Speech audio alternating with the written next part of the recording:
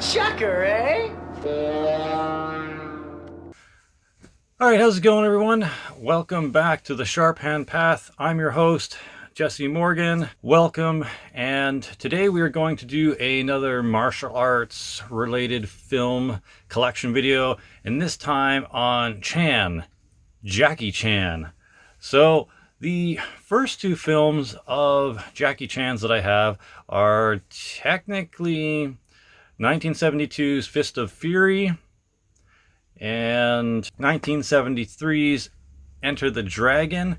However, on those, they were in it more of a stuntman role, probably doing some of the falls and some of the flips and some of the more dangerous work. But from there, they ended up breaking out of the stuntman role into some actual starring films. And one of the very first starring roles that Jackie Chan had was in this. And that is Snake in the Eagle's Shadow. Now, trust me, when I say I was super stoked and very surprised that they had this copy at my local Deja Vu Discs, was really looking forward to checking it out. Saw it kind of advertised on Tubi, but I wanted to kind of watch it on DVD first and not just kind of watch it on a streaming service. But anywho, if you don't know what Jackie Chan's Snake and Eagle Shadow is about, basically this underappreciated kung fu student learns the snake fist style from the last remaining snake fist master, and he eventually has to defend his master from the master of a different style, which is Eagle Claw. Eagle Claw is going around and taking out every member of the snake fist style that he can for whatever reason, and trying to prove the Eagle Claw is the most superior style and wiping out what he considers an inferior style of kung fu. Really good movie. It's one of those ones where it's like, if you're used to more modern Jackie Chan stuff with like the jokes and more of the stunts and kind of a better production, this might take you for a loop. This is more of his straight up martial arts kung fu style films, and or snake style is definitely a style of kung fu that he uses quite a bit in his movies. So yeah, pretty stoked to get this 1978 Snake and Eagle Shadow film.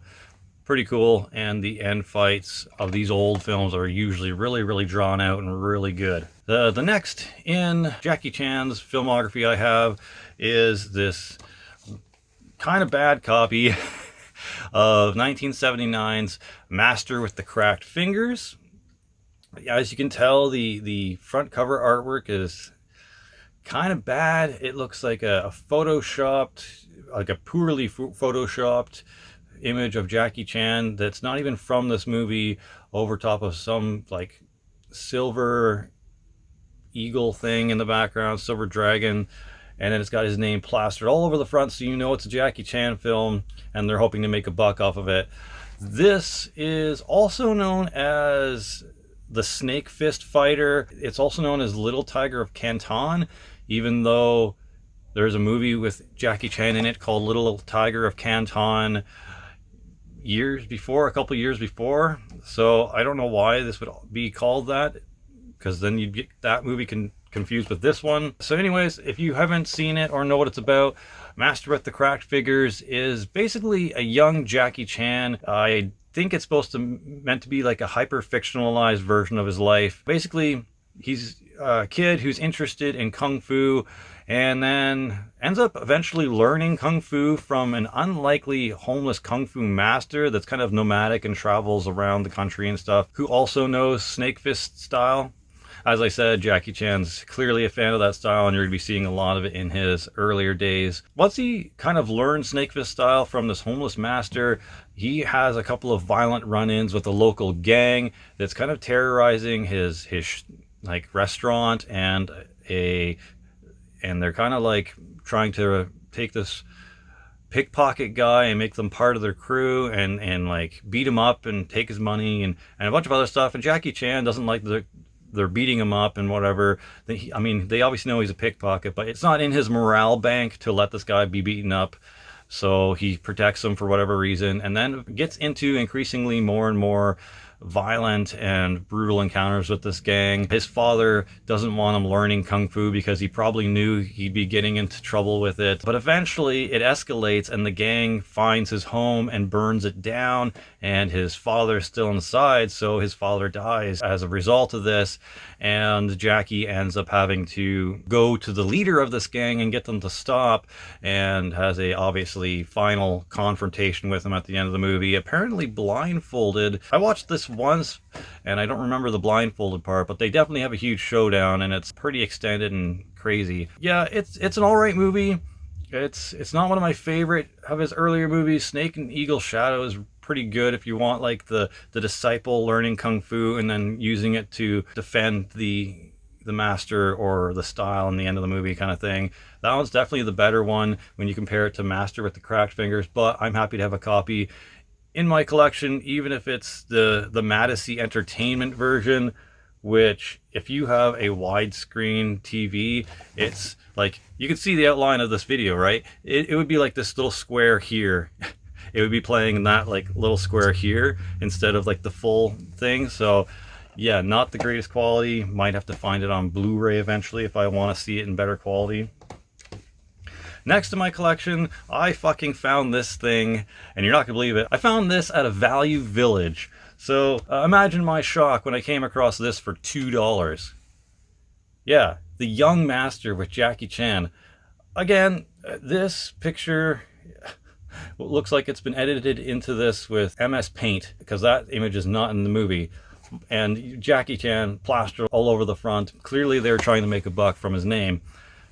So yeah, again, it's another one of those movies where it's like this big in the entire screen out of this whole border, but I'm still happy to have it. It's a little bit better than Master with the Cracked Fingers, and maybe slightly better than Snake and Eagle Shadow. I don't know.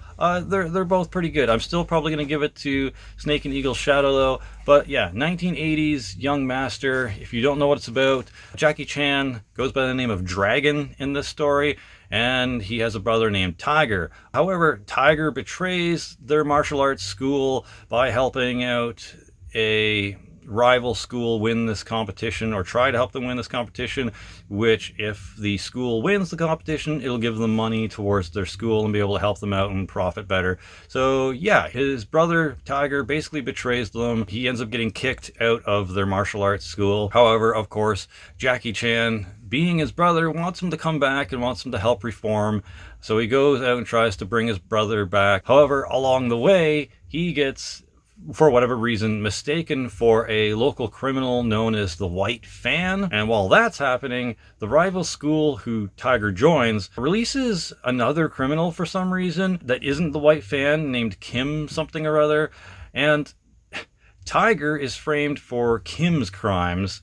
So in order to clear both of their names, Jackie Chan's Dragon character promises to help the police apprehend the real criminals and bring them to justice. And there's a big fight between, I think, Kim at the end of it, or the White Fan. I can't remember which one. Again, I only watched it once. It's not the greatest copy, but a pretty good story and premise.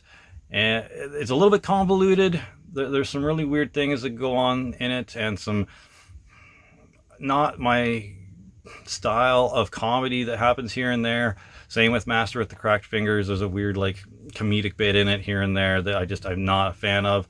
But otherwise, still pretty stoked to find this for $2 at Value Village, just randomly in their used DVD section.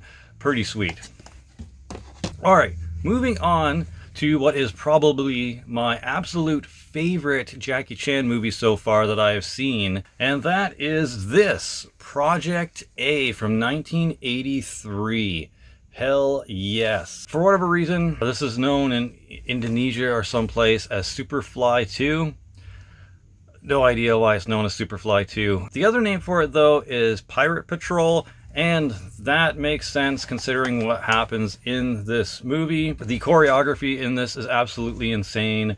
The story is really good. There's some humor that I actually enjoy in this because I'm a child and I like slapstick humor.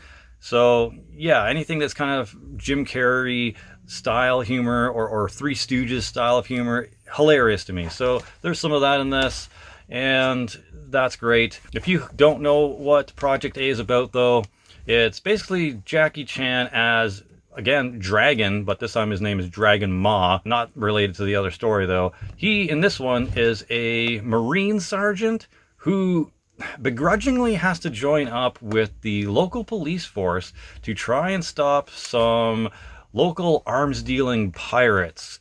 So, very interesting story for a kung fu film. I mean, there's a few kung fu films that I've seen that have like some pirates or some like sea voyagey stuff that happens in it, but not too crazy. I really enjoy how they handle this one, though, and the final fight between Jackie Chan and the pirate leader is pretty crazy and kind of funny at points. And again, the whole choreography of this movie is amazing.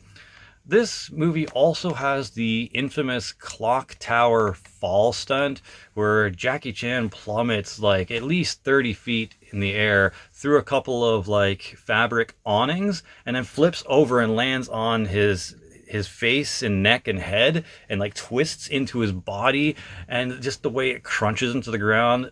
Oh, it really like makes your gut sink. They leave that actual take in, but that's the stunt where he almost like broke his neck and almost killed him. So that's pretty crazy. They also throw in right after that scene the next take that I guess the stuntman takes because he's obviously too injured to do another one. They made him do 3 takes apparently of that thing. So I guess that was like the best looking one where he landed on his neck, but they also wanted to throw in a different one on top where he just kind of lands on his side. Either way, falling 30 feet from a clock tower through a couple of really thin fabric awnings, it's going to hurt when you land at the bottom regardless. So wow for doing that take more than once, and thank God Jackie Chan lived through it because we got some pretty cool movies after that as well. Either way, like I said, this one is probably one of my favorite Jackie Chan films in his old just kung fu martial arts style movies mostly, where before it gets into too crazy stunts or comedy. Highly recommend you see this one if you haven't. I don't have the disc in it because I let my Shifu and sister borrow it. They loved it too. They said it was a really, really, really good Jackie Chan movie, so don't be surprised if this is in the thumbnail. Alright, next, moving on to 3 movies that are good, okay, and problematic. So you probably already know which ones I'm going to show now, and this is kind of coming out of his kung fu era, more into his comedic era films. First one, it was where I basically got introduced to Jackie Chan when I was a kid.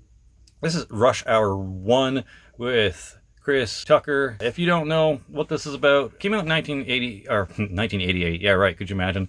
1998, and pretty much Jackie Chan is a Chinese inspector, Inspector Lee, and Chris Tucker is an LA cop or a detective named Detective James Carter in this. They have to team up to track down this young girl, Su Yung, which is the kidnapped daughter of a Chinese diplomat, and they have to rescue her from a crime lord known as Jun Tao. Definitely the best Rush Hour out of the 3, the least problematic as well. There might be a few like dated jokes in there that might not be so great now at times, but it's definitely the best Rush Hour. Anything Chris Tucker is hilarious. His wild, flamboyant attitude and antics are hilarious. He's not a formidable person at all, and he's kind of like a bumbling idiot sidekick to Jackie Chan, and I don't know, I really like it. So it's nice to have in the collection. Next is 2001's Rush Hour 2.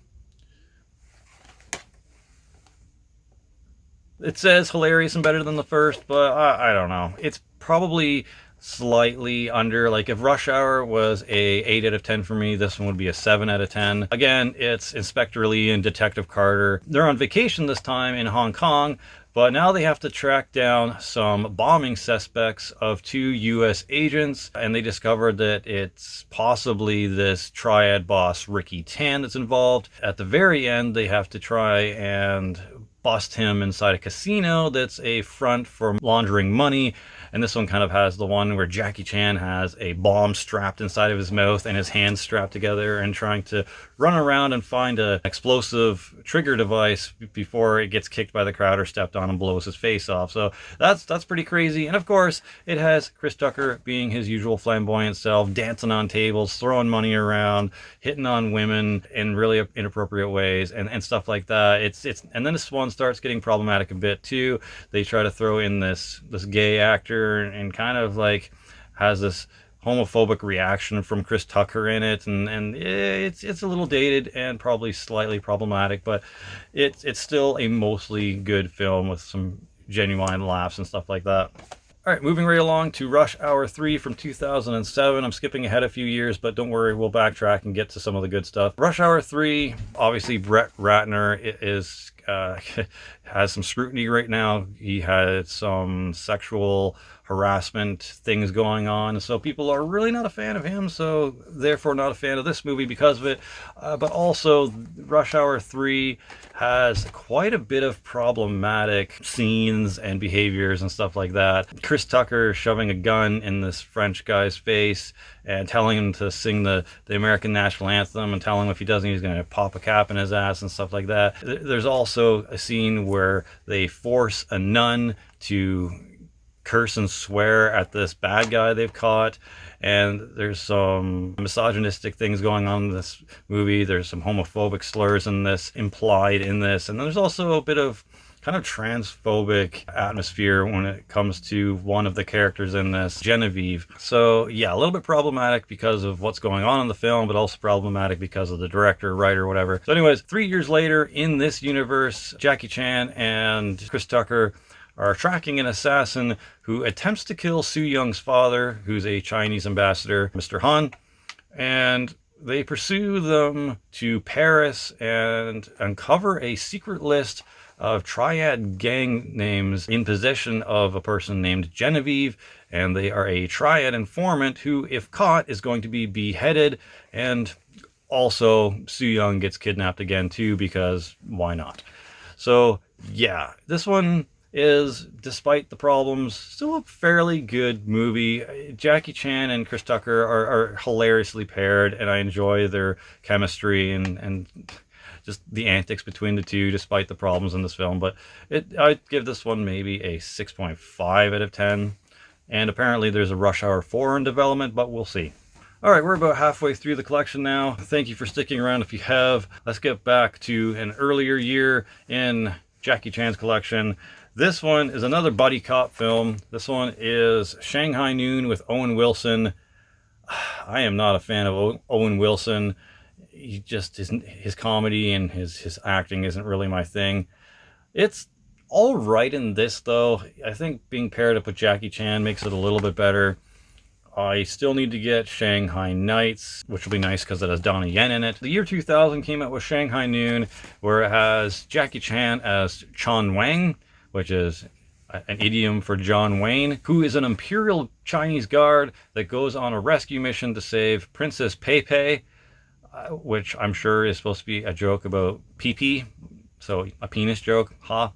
And that's played by Lucy Liu, who is being held hostage by a traitor of the Forbidden City. So while on mission, he teams up with outlaw cowboy Roy Bannon, played by Owen Wilson, and at some point even accidentally marries the native chief's daughter after saving her from a rival tribe. So that's interesting. I guess Nevada has some native tribes in there. I don't know, I'm not from the US, I'm from Canada, so. Anywho, pretty interesting movie. It's a little bit better than I was expecting, considering I'm not a fan of Owen Wilson. I'd give it probably the same rating I'd give Rush Hour 3, so 6.5 out of 10. There is a funny cutscene where Jackie Chan throws a couple of tomahawks towards the screen, and you hear some smashing, and he's like, oh shit. So that was funny. I always liked the end credits bloopers that Jackie Chan has in their movies. They tickle my fancy and they're very amusing. So that was neat to see. I need to eventually get Shanghai Nights again because Donnie Yen's in it, and I'm trying to get all Donnie Yen's films as well. and that'll probably be the next collection update after this. But I might also consider doing my martial arts film origins, or whatever it's called, the one that the Asian Cinema Circle is doing with Martial Arts Film Freak and all those other guys. So I might do that in between these two. We'll see. Let me know if you want to see that, of course. But yeah, it's okay. I'm glad to have it in the collection, though. The next two is not very popular in the martial arts film circle. They're dated for sure. There's some jokes in here that are kind of there's definitely some misogyny going on and some sexism going on. But here we go. This is The Tuxedo with Jackie Chan and Jennifer Love Hewitt from 2002. Basically, Jackie Chan as Jimmy the cab driver gets hired by a secret agent to chauffeur him around, which seems like New York City or something like that. After a car bombing attack puts his boss in a coma, Jimmy, Jackie Chan, has to use the high-tech tuxedo and the watch that controls it to help CSA agent Delilah, aka Jennifer Love Hewitt, stop a terrorist plot to take over the world's drinking water. It's an interesting movie. There's some funny things that happen with the suit and not really working the way he expects it, and Jennifer Love Hewitt is kind of a weird pairing, and she kind of eventually falls for Jimmy in this for some reason, even though I don't ever see that happening. And Jimmy has this kind of love interest of the woman that goes to an art gallery, so there's kind of a love triangle, I guess, going on in this as well, like a C plot or D plot. And again, there's some weird sexism, misogyny going on in this too. For whatever reason, they're really like trying to play into the sexual objectivity of Jennifer Love Hewitt. Yeah, it's kind of cringe, but it is what it is.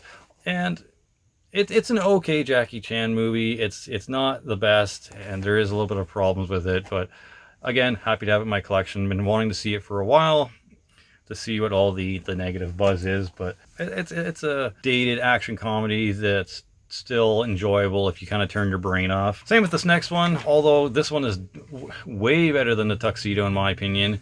This is The Medallion. I remember seeing this one as a kid and going, oh, that's kind of neat. It's from 2003, and the plot is Eddie, Jackie Chan, a Hong Kong cop that drowns saving this young monk-ish boy, but is later resurrected by the ancient Medallion, and it endows him with some superpowers like invulnerability, enhanced jumping abilities, and I guess strength and stuff like that. So it's pretty neat to see Jackie Chan with some superpowers, even though some would argue that Jackie Chan doesn't need superpowers. Eddie uses the medallion to protect the monk kid and try to prevent this crime lord known as Snakehead from getting the other half of the medallion and getting the full power of it, I guess immortality and stuff like that, because one half allows you to have a certain amount of powers, and if you have them together, I guess it gives you like incredible immortality and stuff like that. So basically he's trying to keep Snakehead from getting the medallion and the boy who also has the medallion in their possession. It's very interesting because amongst all this, Jackie Chan is also partnered up again with another weird actor, and there's some weird like gay tension between him and the cop that he's working with, but I feel like it's like a mocking type of gay tension where you're supposed to laugh at it because, oh, how taboo and how weird. Yeah, and the guy's trying to be tough and manly, but he's actually wienery and like timid. It's very strange. I definitely recommend watching it though to just see what I'm talking about. I can't explain it in a way that does this movie justice. It's a little, again, a little dated. Some of the effects are kind of and the production's a little but at least this copy fills up your entire screen. At least it's not like this little square in the middle. So I'm happy about that. And again, it has this like really attractive main lead lady who would never ever in a million years be attracted to Jackie Chan, but I find that's kind of an ongoing thing with Jackie Chan movies, is that he has like this really attractive woman who would never in a million years be attracted to Jackie Chan's character, because he's not subjectivity and looks and all, but he's not a very attractive actor. So it's really funny that he tries to put all these really attractive women in his movies that somehow have a crush on him or want to be with him, which would never happen. So I find that amusing. Let me know if you've noticed that too. But yeah, 2003's The Medallion. All right, and something I'm definitely going to be crucified for, because this is the only police story movie I have in my collection so far. And I know the other ones are probably way better, but this is the only one I could find at my local used disc shop. So here we go. This is New Police Story, which is, I think, Police Story 5 in the series, and is partially a reboot or a soft reboot or something like that. I'll have to go back and obviously watch and acquire the other police stories. From what I've seen, though, this is all right. This is from 2004, and basically the story of this one is a depressed, disgraced police inspector, Chan Kwok Wing, has to track down this bank robber gang who slaughtered his entire team a year prior to that, and he's turned to alcoholism and giving up his job and thinking that he's like a terrible cop and all this, and he feels like he's lost his reputation in his sectors, and no one really wants to work with him and stuff like that. But yeah, he eventually ends up getting help from a new partner named Frank Cheng, and together, they eventually muster up the drive to get Chen Kwok Wing to start apprehending and going after the bank robbers again, try and save his reputation as a good police inspector or a cop. It's pretty brutal. Like his team dies pretty brutally, and it really kind of dives deep into his failure to stop this gang, like this like teenage gang of slaughtering these cops somehow, and in an almost Saw-like manner sometimes.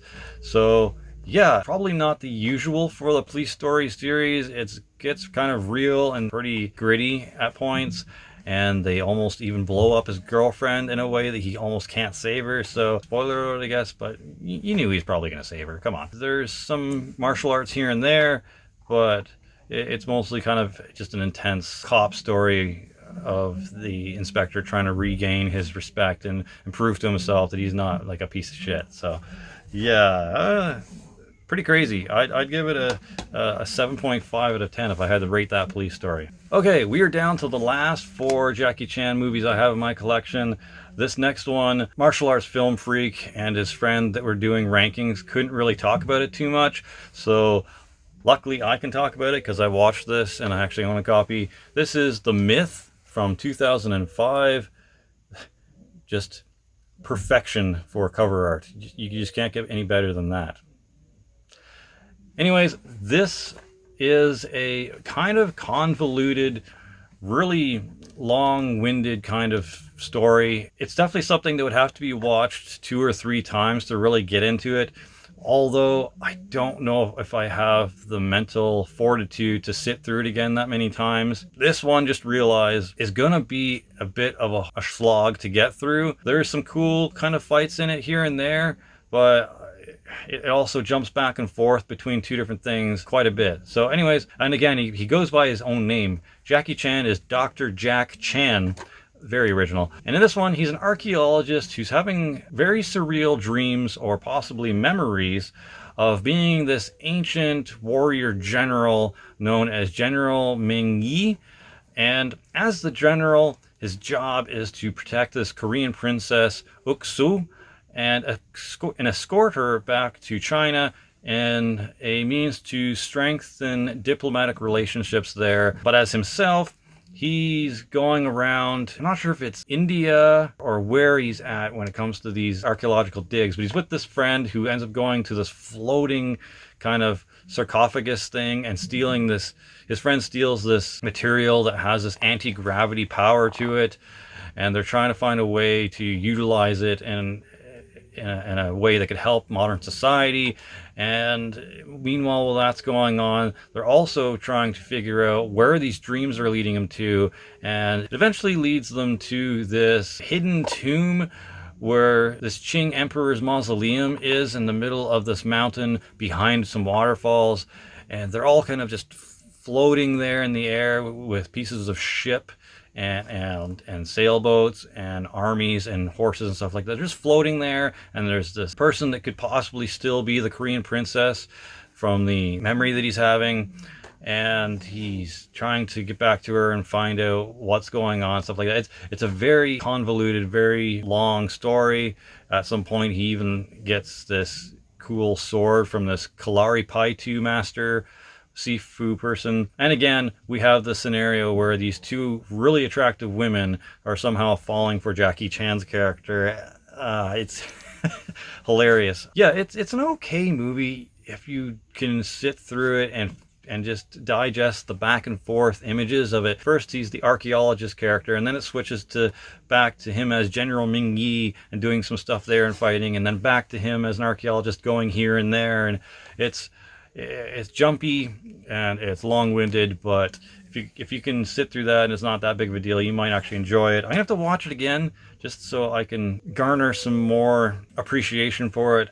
But yeah, that's what The Myth is about. It's an archaeologist who's having dreams of being an ancient general and trying to figure out what the dreams mean, and there's also like B and C and D plots while it's going on. So yeah, 2005's The Myth. All right, this next one,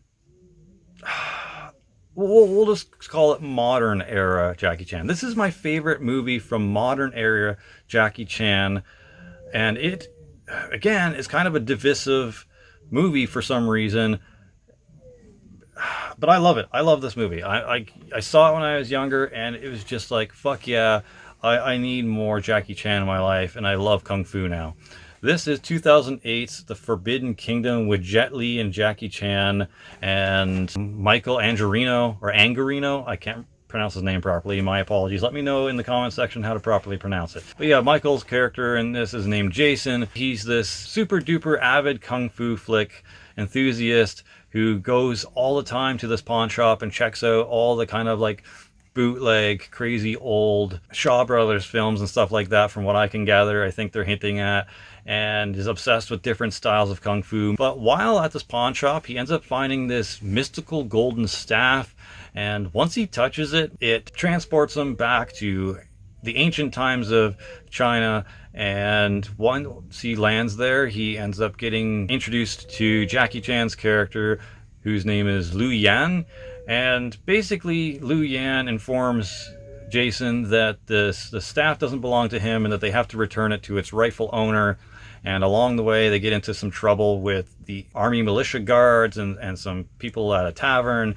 And Jackie Chan realizes he has no Kung Fu and has to teach him some Kung Fu. They run into Jet Li's character at this monastery-ish thing, because I believe Jet Li's character eventually steals the staff from one of them, and they have to chase him down and get it back. That's when it leads to the fight between Jackie Chan's character and Jet Li's character. It's an alright fight. There's a lot of weird, like, long sleeve whipping tactics. Really cool clothing. I love the clothing that they have in these movies, by the way. Absolutely killer, cool, culturistic stuff. Jackie Chan and Jet Li teach Jason how to do some Kung Fu, and they kind of fight over which style they should use, whether they should use crane or snake or tiger, etc., etc.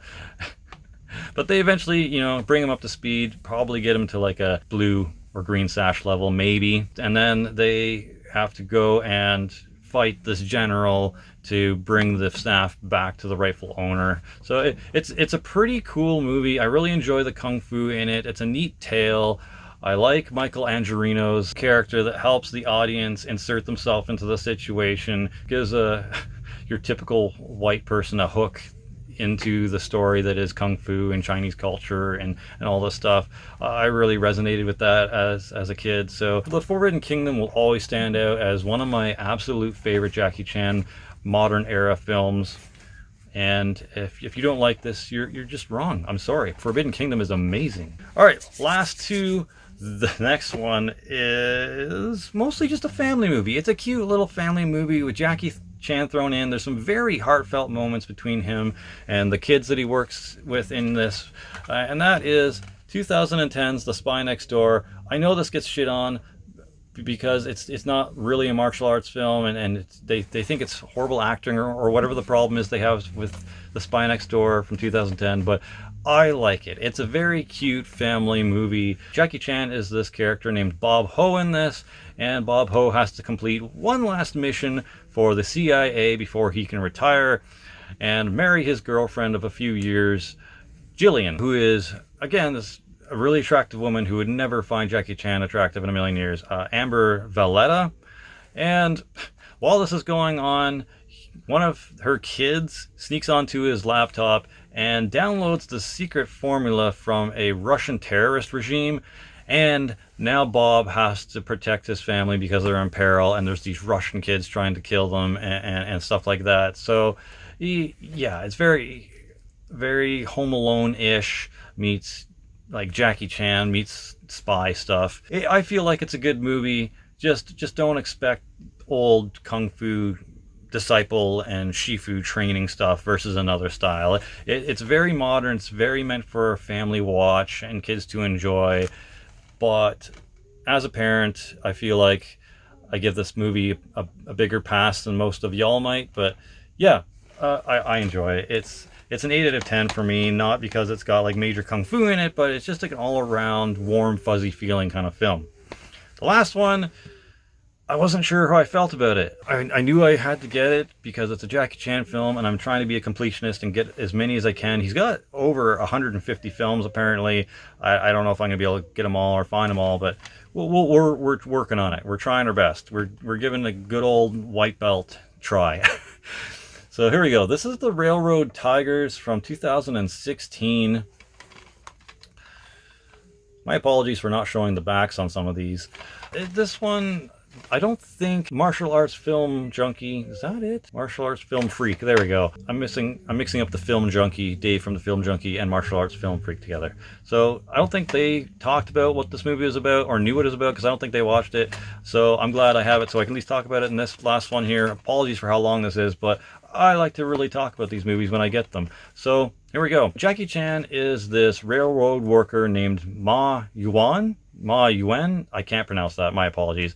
And they're a Chinese freedom fighter. Him and his ragtag group of rebels ransack this Japanese army supply train to steal supplies and food and whatever to support the revolution and cause and help the Chinese people while under this Japanese oppression. So once they figure out that Japan is transporting their supplies to help the war via these trains, him and his ragtag army decide that they're going to blow up the bridge from wherever they are to the mainland and completely stop the trade and completely stop them from being able to arm the Japanese. That's basically the whole point of this movie. It's just basically these freedom fighter railroad workers are trying to prevent Japanese from getting their guns and supplies to their troops to further the oppression of China. Very novel, very noble, and hope they succeed in their mission type of movie. There's not a lot of humor in this. I mean, there's a couple of jokes here and there, but it's one of those where it's like kind of bleak, kind of like, oh God, some of the people are getting killed in their team. Will they succeed? You're rooting for them, but it's also very kind of bleak and dark time. Not like a fun family movie. It's more of a historical type of movie. Don't expect any crazy awesome kung fu action in it. Don't expect any hilarious heartfelt laughter or jokes in this. It's a pretty serious film with a couple of jokes sprinkled in here and there. It's good. I'm glad to have it in the collection. It's not one of my favorites by any means, but it's something to check out if the synopsis I gave you sounds interesting enough. But yeah, that's 2016's Railroad Tigers. Oh, also, one last thing I'm going to say about this movie. You don't see a lot of films where you have a look at what winter or colder weather Chinese traditional wear looks like. So it's kind of neat to see that they had these kind of padded shirts on with the frog button up clasps and stuff like that. But it wasn't like these really thin cotton or linen type of clothing. It was like this padded, thick, wintry kind of wear. And I'm like, oh, that's kind of neat, because you don't really see in a lot of these kung fu films what Chinese people wear in the winter or cold weather, which is obvious if you think about it, because a lot of China is a lot closer to the equator than the northern part of the US or Canada, which is where I live, Canada. So it gets cold here, and I'm like, well, what do Chinese people wear when it gets cold? Because you never really see that. So you actually get to see that in Railroad Tigers, and it was cool to me. I like, again, traditional Chinese clothing and traditional Japanese clothing and stuff like that. The culture is really cool, and it's neat to see a little bit further into what they do when it gets cold and stuff like that, and what the fashion kind of turns into. So yeah, if you want to know what that looks like, check out that movie, or just Google it, I guess. But yeah, my first introduction to what that kind of looks like. So there we go. That is my Jackie Chan collection. I'm going to try and hold up the stack, but it's probably going to fall. But here we go. So there we go. That is my Jackie Chan collection.